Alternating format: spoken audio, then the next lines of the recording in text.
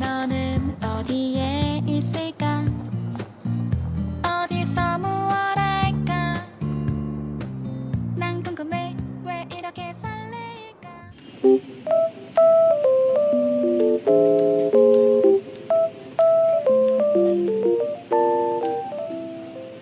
Hai, assalamualaikum warahmatullahi wabarakatuh. Ketemu lagi di YouTube channel Mama Mary. Gimana teman-teman kabarnya hari ini? Semoga dalam keadaan sehat walafiat ya. Amin amin ya robbal alamin. Nah teman-teman, kali ini aku mau bikin budgeting di bulan Agustus karena ini kan masih awal bulan. Tapi sebelum buat budgeting, aku pengen evaluasi dulu budget di bulan Juli. Jadi apakah ada sisa atau malah boncos atau minus? Nah ini teman-teman, budgeting di bulan Juli ya.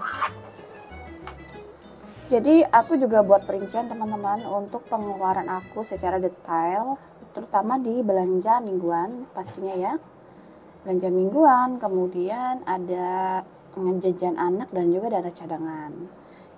Oke, kita langsung aja ya mengevaluasi untuk budget di bulan Juli dan untuk alokasi dana di dana cadangan ya. Itu aku budgetin 700.000. Di sini ada sisa ya 286.000 teman-teman. Ternyata untuk jajan anak yang aku alokasikan dana 200.000 itu ternyata minus teman-teman.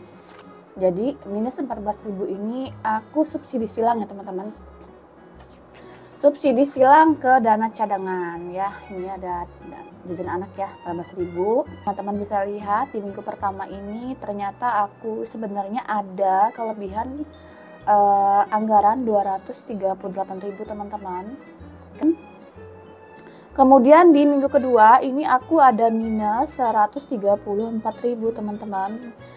Dan aku subsidi silang lagi ke minggu pertama ya teman-teman. Minggu ketiga ya. Ini ada sisa 119.000. Oke, dan minggu terakhir itu minggu keempat itu ya ini yang gudang lelang ya teman-teman, dan aku tuh minus 94.000. Jadi jajan anak, terus yang minus-minus di minggu keempat dan juga minggu kedua itu aku subsidi silang, aku ambil dana di minggu pertama ya. Jadi ini sisanya tinggal 10.000 teman-teman. Sini sudah aku rinci di bagian budgetingnya. Jadi belanja bulanan ini aku ada sisa 150, kemudian di belanja mingguan di sini aku ada sisa 10.000, kemudian 119.000. Terus di galon ini ada sisa 35.000 dan juga di cadangan ini sisanya 286.000. Sisanya sudah aku hitung teman-teman sebesar 600.000 untuk di bulan Juli.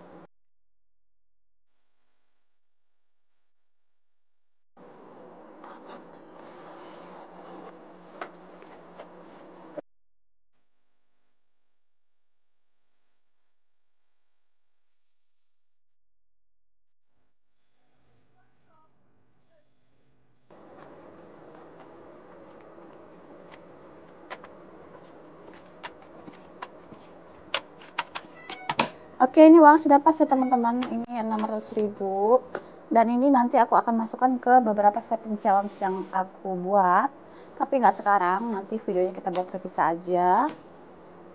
Oke, lanjut ini untuk kita buat budgeting di bulan Agustus ya. Ini dananya aku keluarin dulu.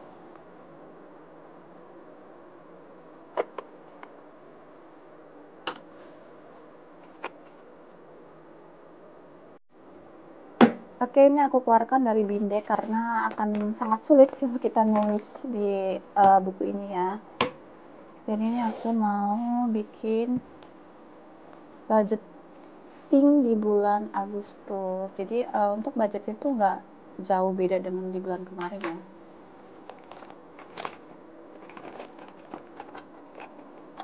Baik teman-teman, mohon maaf ya kalau aku sharing budgeting aku tuh agak sedikit terlambat. Sebenarnya bukan terlambat membuat budgetingnya teman-teman, tapi terlambat untuk sharing gitu ya ke teman-teman atau videonya karena beberapa hari ini aku memang disibukkan dengan dunia nyata aku yang sibuk prepare untuk 17 Agustusan gitu teman-teman. Jadi ini baru sempat aku edit dan aku share ke teman-teman ya. Jadi nanti juga aku akan share ke teman-teman atau aku akan berbagi tips ke teman-teman gimana cara mengelola keuangan budgeting yang cerdas gitu ya teman-teman. Nah ini sebelum mulai ke tipsnya, ini aku mau buat dulu untuk budgeting Agustus 2024. Nah, di sini aku cuman pakai metode yang sangat sederhana, simple, yang mudah aku terapin ya teman-teman. Di sini aku hanya membuat 3 kolom ya teman-teman, terdiri dari kategori, terus budget dan juga sisa. Dan di kategori sendiri aku bagi menjadi 3 bagian teman-teman. Ada giving, saving, dan living ya teman-teman. Kalau giving sendiri ini masih dana untuk diberikan ke orang tua dan juga sedekah ya teman-teman. Sementara di sini untuk saving itu aku buat budget untuk pendidikan anak. Ini prepare untuk biaya sekolah anak-anak aku ya teman-teman. Terus ada juga dana darurat, terus dana lebaran, tabungan sekolah anak aku ya. Ini tabungan kecil-kecilan gitu teman-teman, dan juga ada tabungan utama. Kemudian di living di sini yang kita kelola ya sehari-hari ya teman-teman, seperti ada belanja bulanan, belanja mingguan.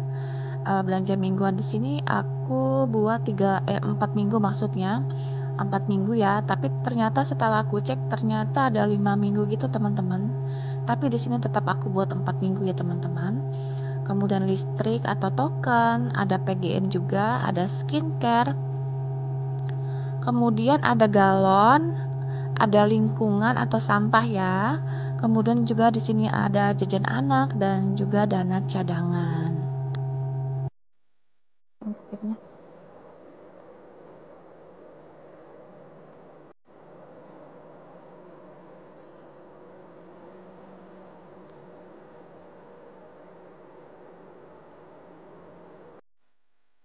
Ini udah selesai ya teman-teman aku untuk menggaris-garisi budgeting aku ini kertasnya, karena kertasnya kan polos gitu, jadi agak sedikit sulit gitu kalau nggak dibantu dengan kolom-kolom yang aku buat sendiri. Di sini untuk giving orang tua dan sedekah tidak aku spill ya untuk nominalnya. Kemudian saving di sini pendidikan anak itu aku buat budgetnya 1.100.000 ya. Terus dana darurat 200, dana lebaran 200, tabungan anak aku di sekolah 50.000, tabungan utama 300.000 ya teman-teman. Kemudian lanjut lagi ke belanja bulanan. Di sini aku budgetin 2 juta karena memang kebutuhan di bulan ini sangat banyak ya. Terus belanja mingguan ini per minggunya itu 300.000 teman-teman, jadi 1.200.000. Kalau dibagi 4 minggu, kemudian listrik ini 1.500.000, PGN 200, skincare 400.000, galon 200.000, lingkungan atau sampah 50.000, jajan anak 200.000, dan dana cadangannya 700.000 ya teman-teman. Karena memang di bulan ini kan akan banyak pengeluaran tak terduga. Contohnya aja dalam menyambut 17 Agustus ini teman-teman, banyak banget acara di sekolah kakak Sopi dan juga adik Uki. Nah ini setelah aku total untuk semua pengeluaran yang aku kelola 4.600.000 ya teman-teman. Untuk 4.600.000 itu tidak termasuk belanja bulanan, listrik atau token, dan PGN ya, karena 3 item tersebut pembayarannya secara transfer. Oke lanjut ya teman-teman, ini ada 5 tips mengelola keuangan budgeting cerdas. Bagaimana cara mengelola keuangan dengan efektif di tengah arus pengeluaran dan kebutuhan yang selalu berubah-ubah. Jadi kita mulai aja tips mengelola keuangan dengan cara budgeting yang akan membuka pintu menuju finansial yang kita idamkan. Oke, tip pertama yaitu mengelola income atau sumber penghasilan. Jadi di sini kita harus memahami dan mengidentifikasi sumber pemasukan kita ya. Jadi yang dimaksud pemasukan ini berarti semua aliran uang yang masuk ke dalam keuangan kita dalam jangka waktu tertentu. Memahami dengan baik sumber dan jumlah pemasukan kita menjadi pondasi penting dalam merancang anggaran yang efektif ya teman-teman. Pemasukan bisa berasal dari berbagai sumber seperti gaji dari pekerjaan utama, pendapatan sampingan, investasi, bisnis yang berjalan, hingga dana dari bantuan keluarga atau tunjangan lainnya. Oke, tip yang kedua adalah mengelola expense atau pengeluaran. Pengeluaran merujuk kepada semua biaya yang kita keluarkan dalam kehidupan sehari-hari ya. Pengeluaran dapat dibagi menjadi biaya rutin, mencangkup pengeluaran harian atau bulanan seperti sewa, tagihan, transportasi, dan kebutuhan dasar lainnya. Kemudian makan dan gaya hidup ya teman-teman, termasuk belanja bahan makanan, makan di luar, rekreasi, hiburan, kegiatan, dan hobi. Kemudian pengeluaran kesehatan, lalu utang dan pembayaran, misal cicilan rumah atau hutang jika ada ya.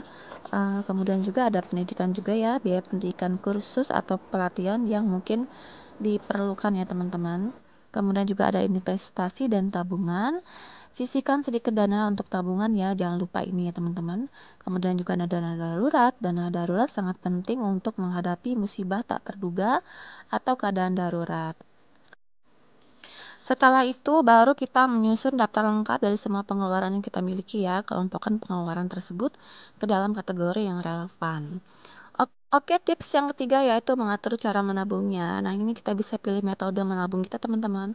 Ada metode Kekeibo, terus ada prinsip Pareto yang 80% 20%, terus metode envelope budgeting, terus metode 50 30 20% kayak gitu teman-teman.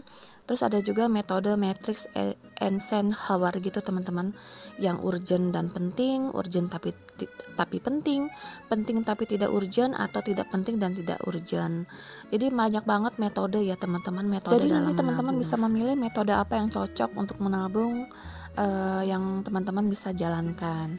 Oke, tips yang keempat yaitu alokasi untuk investasi, dan tips yang terakhir yaitu tips kelima, alokasi menabung saat promo season ya teman-teman. Memanfaatkan penawaran dan diskon khusus adalah langkah cerdas bagi kita yang ingin memperkuat tabungan.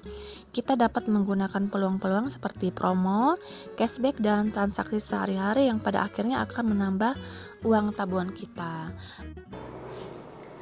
Oke, ini udah selesai kita buat budgeting di bulan Agustus. Semoga aja apa yang aku sharing bisa sedikit ada manfaatnya buat teman-teman ya. Dan bisa memotivasi teman-teman juga, karena kita sebagai ibu rumah tangga memang harus benar-benar bisa mengatur keuangan rumah tangga kita ya, biar semuanya bisa berjalan dengan lancar dan juga berjalan dengan planning kita ya teman-teman ya. Oke, ini ada Uki udah ngantuk karena aku memang buat videonya malam ya. Jadi kita cukupkan video sampai sini. Nanti kita akan ketemu lagi di next video insya Allah. Wassalamualaikum warahmatullahi wabarakatuh. Bye bye.